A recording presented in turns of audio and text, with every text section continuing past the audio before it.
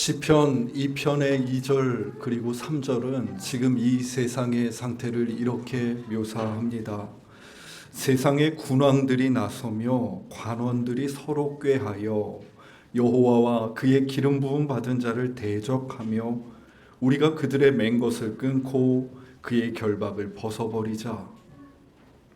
이 말씀 안에는 여호와를 대적하는 이들의 이 대결 구도가 너무도 선명하게 있습니다. 여호와를 대적하고 있는 이들은 다름 아닌 이 세상의 군왕들 그리고 관원들입니다. 군왕들은 실질적인 세상의 통치권을 가진 자들입니다. 또한 한 나라의 지혜를 가진 관원들이 이 왕들을 보좌하고 있습니다. 하나님이 저들을 대적자로 여기시는 것은 저들이 이처럼 단지 권세를 가지고 있기 때문만은 아닙니다. 그들이 권자를 가졌으나 정작 그 권자를 주신 그 힘의 근원과 단절되었기 때문입니다. 그들은 신을 거추장스러운 짐을 지우고 나를 옥죄는 분으로 여기며 하나님으로부터 벗어나보자 합니다. 하나님으로부터 자유를 외치는 그들은 뿌리와의 관계를 끊음으로써 스스로 뿌리 없는 겨가 되고자 합니다. 하여 그들의 삶은 겨와 같이 가벼워 이리저리 흔들릴 수밖에 없습니다. 자신들의 욕망을 따라서 흔들리고 사람들이 가져다주는 뇌물을 따라서 흔들리고 불안과 초조를 따라서 흔들립니다. 몇 번 말씀드린 적 있지만 자유는 해방이나 이탈이 아니라 편입과 소속으로부터 오는 것입니다. 자유의 인도 게르만어 어원인 프리는 사랑하다라는 뜻을 가지고 있습니다. 친구 혹은 연인에게 속해 있는 그 관계 안에서 인간은 참된 자유를 누릴 수 있다라는 것입니다. 이처럼 관계로부터 주어지는 자유를 교묘하게 왜곡해서 아니 관계로부터 이탈하는 것이 자유다라고 하는 저 군왕들과 관원들의 목소리는 어불성설입니다. 그런데 이 교묘한 말은 아주 오래된 기원을 가지고 있습니다. 에덴 동산에서 그 시원의 공간에서 인간은 하나님과의 관계에서 가장 복된 존재였습니다. 사탄은 그 관계를 왜곡하고 인간과 하나님 사이에 단절이 일어나도록 유도합니다. 저들의 목적은 분명합니다. 인간이 하나님과 단절되어 자유를 잃고 그저 바람에 흩날리는 겨처럼 흔들리며 살게 하는 것입니다. 죄로 번역된 하마르티아가 관역을 벗어난 화살을 나타내는 말이라고 했습니다. 정확하게 생의 근원이 되신 하나님으로부터 벗어나고 떨어져 정처 없는 인간의 상태를 나타냅니다. 이 하마르티아의 상태가 개인을 넘어서 한 나라, 군왕과 관원들에게 이르게 되면 문제가 좀 더 달라집니다. 죄가 이들의 다스림을 통해서 한 나라의 시스템이 될 수 있기 때문입니다. 그 나라에서 나고 자란 아이들, 그 문화 안에서 사는 사람들은 자연스럽게 날마다 접하는 그 군왕의 다스림을 전부라고 생각하기 때문입니다. 죄로 인해 관역을 벗어나고 있는 이스라엘 민족의 땅, 그 땅에서 태어난 한 아기를 생각해 봅시다. 여러분, 그 아기가 무슨 죄가 있겠습니까? 죄가 없습니다. 그러나 그 아이는 하나님에 대해서 한 번도 제대로 된 이미지를 가져보지도 못한 채 그 이스라엘이 죄로 물들고 심판받는 시대에 휩쓸리게 됩니다. 하여 성경을 살펴보면 죄로 인한 심판은 많은 경우, 아니 대다수의 경우 한 명의 개인이 아니라 그 민족과 공동체를 향해서 주어집니다. 군왕과 관원과 제사장들에 의해서 선량한 아이들까지 온 세상이 죄에 휩쓸리며 휘청이고 있는 것이 현실이기 때문입니다. 여러분, 이것이 군왕과 관원들이 죄에 빠졌을 때 이 땅에 일어나는 일입니다. 사탄은 한 개인이 관역을 벗어나는 데 만족하지 않고 한 걸음 더 나아가게 합니다. 그들은 공동체가, 이 땅이 집단적으로 그 죄에 흔들리고 휩싸이게 하려 합니다. 이러한 처지의 세상에서 하나님은 단지 심판하실 뿐만 아니라 그 악한 시스템으로부터 우리를 구원하고자 하십니다. 그 구원의 방식은 바로 하나님이 손수 세우신 왕을 통해서입니다. 시편 2편 7절 말씀입니다. 너는 내 아들이라 오늘 내가 너를 낳았도다. 하나님은 당신의 그 아들을 통해서 군왕들의 악한 통치를 질그릇같이 깨부수겠다고 말씀하십니다. 그리고 그 부서진 땅 위에 너희들이 따라야 할 새로운 교훈을 주겠다고 이야기하십니다. 이 공동체적으로 하마르티아의 상태, 길을 잃어버리고 휘청이는 그들 가운데 새로운 길, 복의 길을 내시겠다는 이야기입니다. 다름 아닌 우리 예수님께서 바로 세례터에서 이 목소리를 들으셨습니다. 마가복음 1장 11절입니다. 하늘로부터 소리가 나기를 너는 내 사랑하는 아들이라 내가 너를 기뻐하노라 하시니라. 마가는 지금 세례 요한의 저 세례터에서 바로 하나님께서 당신이 예고하셨던 이 땅을 구원할 새 왕으로 예수를 지명하시고 세우셨다고 증언하고 있는 것입니다. 세례터에서 그 목소리를 들으신 예수님도 자신이 왕으로 부름받았음을 정확하게 알고 계셨습니다. 그리고 새 왕으로서의 과업을 즉각 시행하십니다. 특별히 성령님에 의해서입니다. 세례터에서 예수님에게 임한 성령님은 예수님을 몰아 이끌어 강권하여 광야로 나아가게 하십니다. 여러분, 근데 당시 유대인들에게 광야는 다름 아닌 그저 메마른 땅이 아니라 대표적인 귀신과 사탄들의 거주지로 알려져 있던 땅입니다. 그러니 우리 예수님이 저 광야를 향해 가시는 그 모습은 유대인들에게 너무나도 선명한 그림 언어나 다름이 없었습니다. 왕으로 세움받은 새 왕 예수께서 귀신들의 거주지 한복판으로 들어가고 계신 것입니다.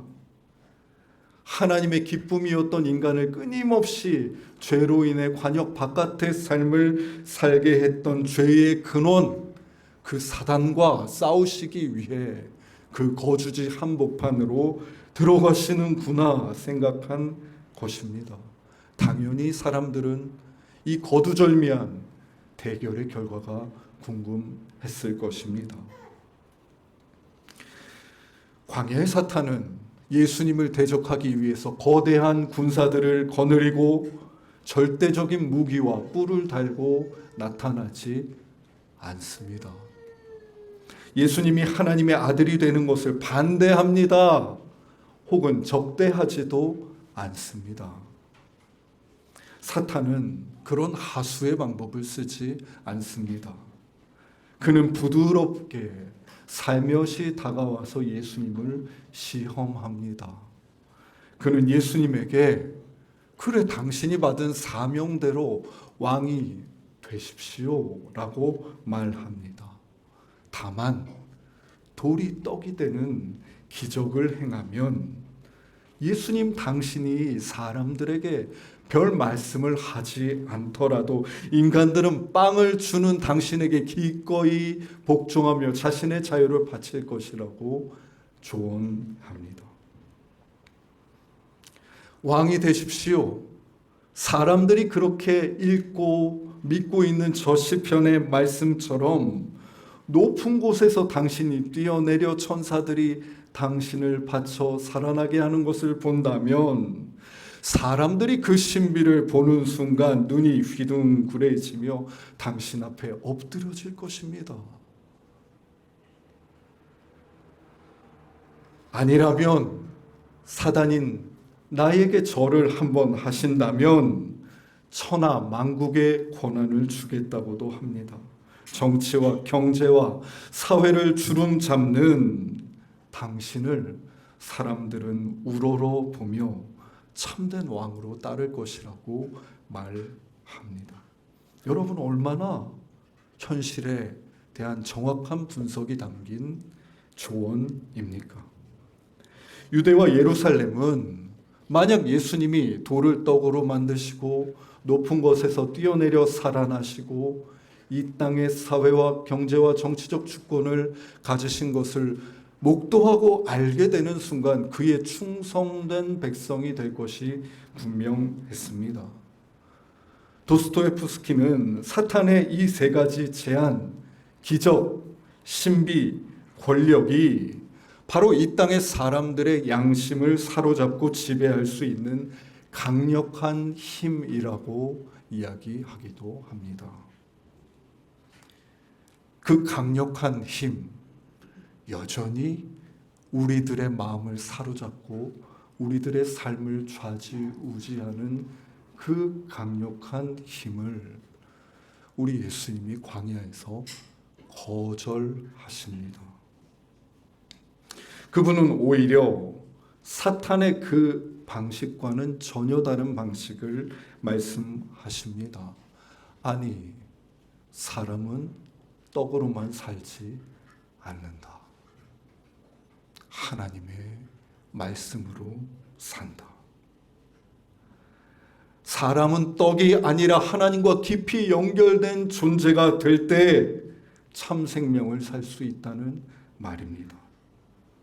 그리고 감히 하나님을 시험하지 말라고 하시며 사탄을 물리치시고 경배는 돈이 아니라 힘이 아니라 기적이 아니라 오직 하나님께만 드려야 하는 것이라고 초점을 맞춰 주십니다.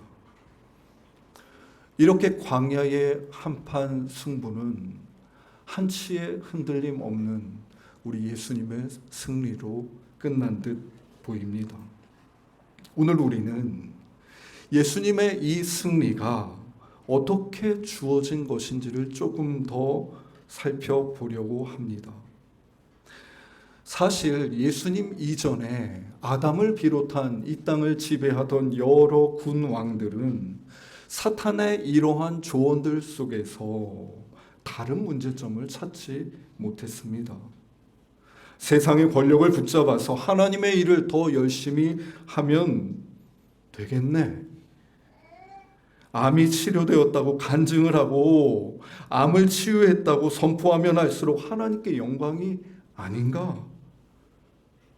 말씀대로 했더니 내 삶이 척척 다 이루어졌다고, 내가 그래서 지금 이 성공 가도를 달리고 있는 것이라고 한다면 이것이야말로 하나님께 영광이 아닌가? 여러분, 이 말을 거절한 사람들은 없었습니다. 그런데 예수님이 이 전형적인 방식들을 모두 다 조목조목 거절하고 계신 것입니다. 여러분, 왜 예수님이 거절하셨겠습니까? 그것이 하나님의 방식, 하나님의 뜻이 아님을 정확하게 알아차리고 계셨기 때문입니다. 그것을 알아차림이라고 말씀드리고 싶습니다. 예수님은 말씀을 사단이 교묘하게 한 끝을 흔들고 있음을 알아 알아차리셨습니다. 여러분도 이런 알아차림의 깨달음의 경험이 있으신지요? 알아차림은 어디로부터 오는 것일까요? 제가 어느 날 제 아는 한 지인이 저에게 꼭 이 목사님의 설교를 들어보라고 당부해서 그 목사님의 설교를 식탁에서 틀었습니다. 그 목사님의 설교를 듣던 당시 날짜가 10월 4일이었는데 그 목사님은 오늘은 10월 4일 곧 천사데이라며 치유의 복음을 전하겠다고 하셨습니다. 정말로 온라인으로 사람들 줌으로 참여하게 하신 다음에 치유 기도를 해 주셨고, 놀랍게도 몇몇 사람들은 댓글로 또 화상 연결로 내가 치유받았다고 하나님께 찬양을 드리기 시작했습니다. 저는 그 집회를 한동안 가만히 보고 있다가 오직 치유 한 가지만으로 하나님이 나타나고 있는 저 집회가 하나님을 아주 교묘하게 축소시키고 인간과 하나님을 왜곡된 관계로 이끌어가고 있다고 느꼈습니다. 하나님이 인간에게 제시하시는 길은 치유 한 가지가 아니기 때문입니다. 치유일 수도 있는 것이지요. 그런데 제가 식탁에서 그 설교를 듣고 있는데 제 옆을 지나다니면서 얼핏 이 말씀을 덩달아 들었던 저희 첫째 아들 녀석이 갑자기 제게 난색을 표하면서 아빠, 그런데 지금 저 말이 맞는 거야? 라고 이야기했습니다. 저는 좀 깜짝 놀랐습니다. 루아야, 너는 이 설교가 좀 이상하게 들리니? 조금 이상해 아빠. 그래? 뭐가 이상하다고 느끼니? 이 아이가 지금 뭔가를 알아차린 것입니다. 그랬더니 얘기합니다. 기도하면 다 낫는다는 게 맞는 말이야? 나는 안 그런데 우리 교회에선 그렇게 안 말하잖아 라고 하는 것입니다. 저는 루아가 어떻게 아직 어린 나이임에도 불구하고 이 설교의 그 한 끗 다른 왜곡, 하나님을 축소하는 행위를 알아차렸는지 조금 생각해 봤습니다. 아마 예배 시간에 한켠에서 예배하는 동안 꾸준히 어떤 이야기들이 이 아이 안에 쌓였던 것 같습니다. 그리고 제가 따로 가르치지 않았지만 하나님에 대한 어떤 기준이 내면에 생겼고 그것에 비추어 볼 때 지금 이 설교는 조금 이상한데 라고 조금 알아챌 수 있었던 것입니다. 시편 1편은 의인 곧 복 있는 사람, 하나님과 참된 관계에 있는 사람의 특징을 말합니다. 그들은 악인의 꾀를 따르지 아니하고 죄인들의 길에 서지 아니하고 오만한 자들의 자리에 앉지 아니하는 특징을 가집니다. 그런데 여러분, 한 사람이 자신의 삶에 찾아오는 무수한 순간과 상황과 관계 속에서 악인의 뜻, 죄인의 길, 오만한 자의 자리가 무엇인지 어떻게 알아차릴 수 있습니까? 어떻게 의인은 그것을 분별할 수 있습니까? 시편 1편 2절이 말합니다. 오직 여호와의 율법을 즐거워하여 그 율법을 주야로 묵상하는도다. 여러분, 구약시대의 율법은 하나님의 목소리와 다름이 없었습니다. 그 목소리를 즐거워하고 주야로 묵상한다는 이 말은 그분과의 깊은 관계에 참여한다는 말입니다. 율법을 통해서 내가 하나님과 깊은 관계에 참여하는 삶을 살고 있을 때에 죄인의 길과 악인의 길과 오만한 자의 자리를 알아차릴 수 있다는 말입니다. 반대로 말해보자면 이는 우리가 하나님과 연결된 삶을 살지 않고 그저 무관히 지낸다면 우리 삶에 무수히 찾아오는 죄와 악과 오만의 순간들을 분별할 수 없을지도 모른다는 이야기이기도 합니다. 왜냐하면 죄는 아주 치밀하고도 섬세하게 우리를 둘러싼 세상과 시스템 안에 깊이 스며 있기 때문입니다. 그러니 알아차림은 신앙생활에 있어 상당히 중요한 요소일 수밖에 없습니다. 우리의 삶은 진공 상태로, 은혜로만 가득한 상태로 주어지는 것이 아니라 군왕과 관왕과 사탄의 목소리가 자욱한 현실이기 때문입니다. 지난 제수요일에 흙이 가진 두 가지 가능성을 조명해 보았습니다. 흙이니 흙으로 돌아갈지니라. 우리 몸에 죄를 뿌리면서 이 하나님의 말씀 안에는 두 가지 역동이 있다고 했습니다. 하나는 먼지처럼 그저 흙과 같은 우리를 당신의 형상, 당신의 생기로 생명이 되게 하시는 하나님의 힘입니다. 우리는 하나님의 이야기와 거듭되는 창조의 손길 안에서 그분의 기쁨이요 생명이 가득한 삶으로 끊임없이 이끌립니다. 하지만 삶에는 이런 하나님의 힘만 작용하는 것이 아닙니다. 또 다른 힘이 있으니 생명이 된 우리를 다시 흙으로 돌아가게 하는 힘입니다. 우리의 삶은 여전히 이 두 목소리 가운데 흔들리며 놓여 있습니다. 이 두 가지 가능성이 우리가 맞닥뜨리는 모든 삶의 자리와 순간에 우리가 선택할 수 있도록 주어져 있다는 이야기입니다. 저는 제가 아주 일상 가운데 소소하게 아이들과 관계를 맺고 대화하는 가운데서 그 아이들에게 생명이 가득 차게 할 수도 있지만 그 아이들이 완전히 절망하고 흙으로 돌아가게 할 수도 있습니다. 제 어떤 말은, 제 어떤 행동은 누군가를 그렇게 흙으로 돌아가고 허망하고 아픔 가운데 고꾸러지게 할 수 있다는 것입니다. 우리는 늘 이 두 가지 가능성의 선택의 기로에 놓여 있는 삶을 삽니다. 그래서 더 예민하게 알아차리고 싶은 것입니다. 내가 도대체, 나라는 그리스도인이 도대체 어떻게 행동하고 어떻게 말하며 사는지 말입니다. 그 말과 행동의 표면을, 그리고 더 깊은 곳에 자리 잡은 근원의 뿌리를 알아차리고 싶은 것입니다. 내가 왜 자꾸 이 상황에서는 이렇게 하나님과는 무관하게 한 영혼을 쓰러뜨리는 날카로운 말을 하는지, 그래야 알아차려야 사단의 속삭임을 거절할 수 있기 때문입니다. 물러가라 할 수 있기 때문입니다. 내가 휩쓸리고 들어야 할 목소리는 이것이 아니라 하나님의 다른 목소리임을 알 수 있기 때문입니다.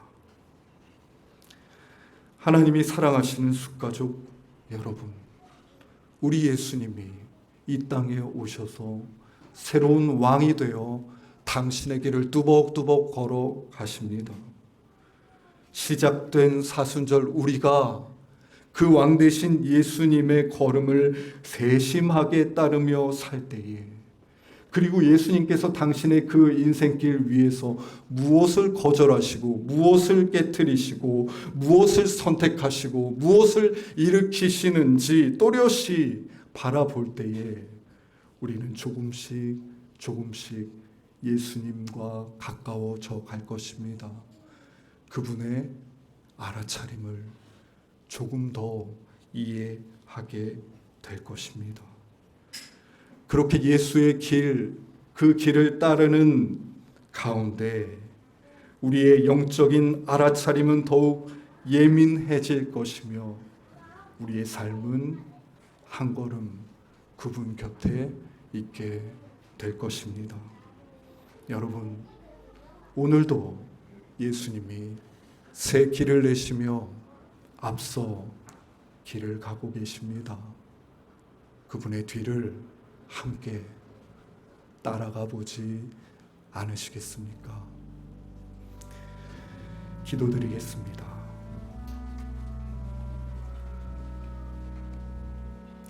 교회 안에 있는 신앙 넘어 내 삶에, 내 일상에, 내 관계 가운데 불쑥 튀어나오는 말 한마디와 행동 가운데 있는 신앙.